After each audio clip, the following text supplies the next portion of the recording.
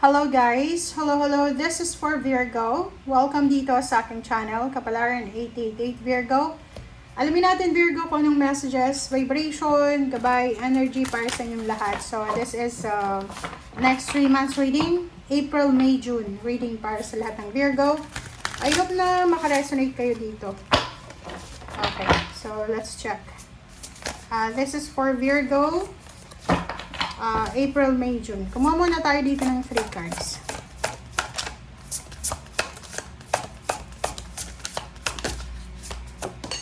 Okay.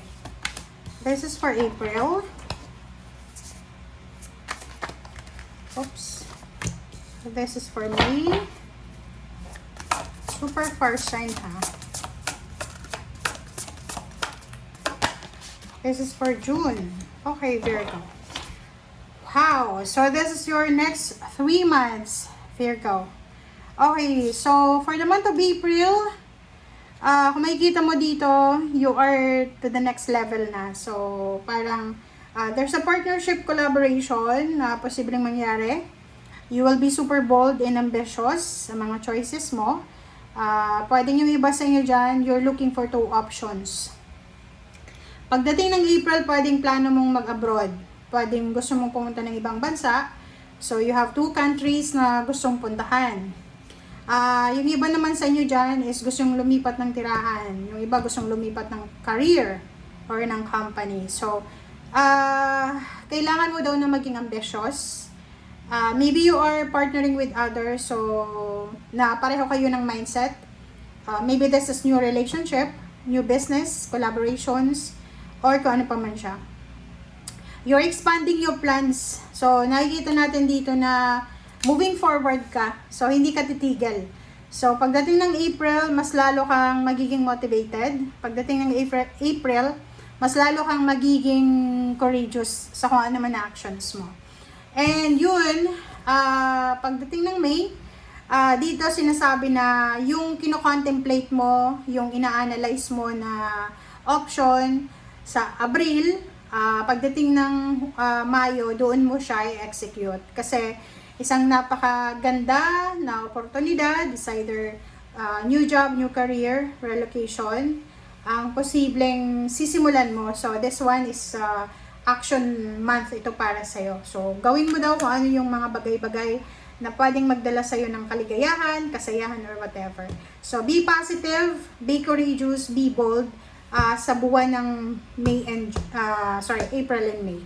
And pagdating naman ng June, eto na. So, pagdating ng June, sinasabi ng barahan na isang windfall of abundance, isang napakagandang advice, or isang good fortune ang posibleng papasok sa buhay mo. So, isang napaka-exciting na career opportunity, like international career, or posibleng isang napaka-importanteng kontrata ang pipirmahan mo. So, makikita natin dito yung mga possibilities pagdating ng June. So, it's either promotion, salary increase, or lilipat ka ng career, or kung ano pa man. So, posible din na bibili ka ng sasakyan, or posibleng bibili ka ng bahay. So, nakikita natin dito na ito yung mga possibilities na gagawin mo for the 3 months. So, pwedeng halimbawa,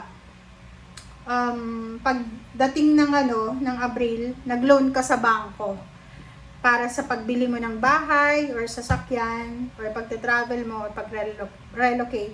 So, posibleng ma-approve yung loan mo pagdating ng June. Okay? So, you will receive a lump sum of money, good contract. There's a contract signing, there's a visa or anything. So, exciting career opportunities ang papasok sa lahat ng mga Virgo ngayong 3 months na yan. Alright, so let's check.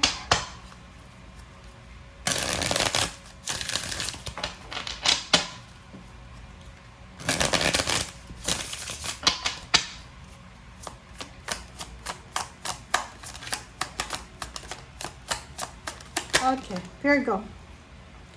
So, this is for the month of April. Okay. Yung April mo, sinasabi ng baraha sa'yo dito na sobra kang excited sa kung ano man na hinihintay mo na to. Kasi yung April na to, parang importante siya. Pwedeng yun, ito na yung simula ng pagbabago sa buhay mo. So, you're super excited, super dedicated ka talaga sa kung ano man na freedom na minamanifest mo. You are manifesting freedom. You are manifesting financial freedom and emotional security. So, yung 3 of Wands na to, kailangan mo daw maghintay ng 3 months para malaman mo kung talagang makukuha mo. Pero yun sabi sa'yo dito April, May, June, pagdating ng June, doon mo makukuha kung ano talaga itong hinihintay mo. So, yun na nga, ang possible dito is nag-apply ka ng trabaho, international, or local, nag-loan ka sa bangko, visa, contract, passport, parang ganun. So, you are waiting and then darating siya sa June.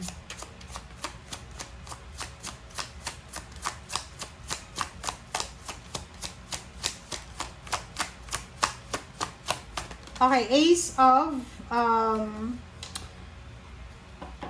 Wands.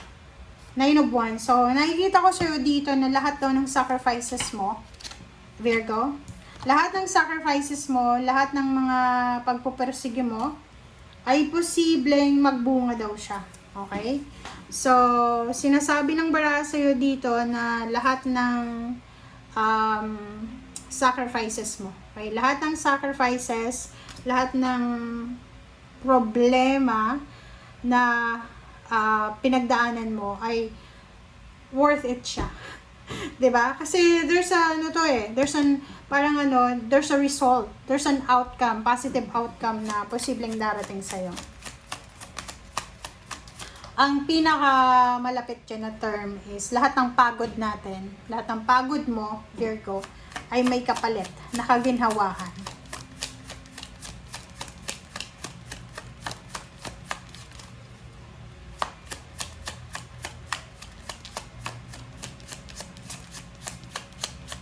Okay.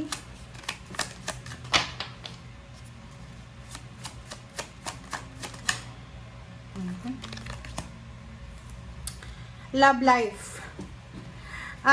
Nakikita natin dito na if you are single, Virgo, tapos lalo kung babae ka, you're planning to find a relationship international, nakikita natin dito na there's an opportunity. Pwedeng makatagpo ka online ng lalaki na nasa ibang bansa or iba yung nationality niya na interesado sa'yo.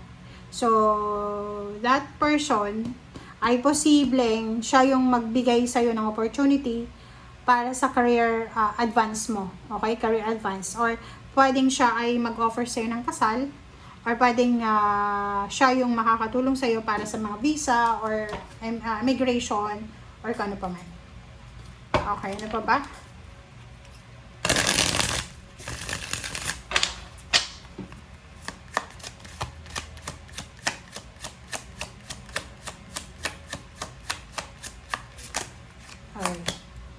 Okay.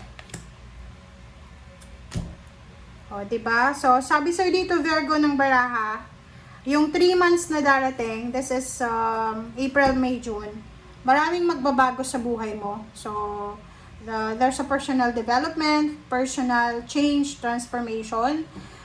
May celebration din, like promotion, salary increase, family celebration, parang ganon. So, sinasabi ng baraha, you have several choices, lalo yung iba dyan sa inyo na Virgo na you're planning to work abroad or you're planning to apply for citizenship or kung ano pa man.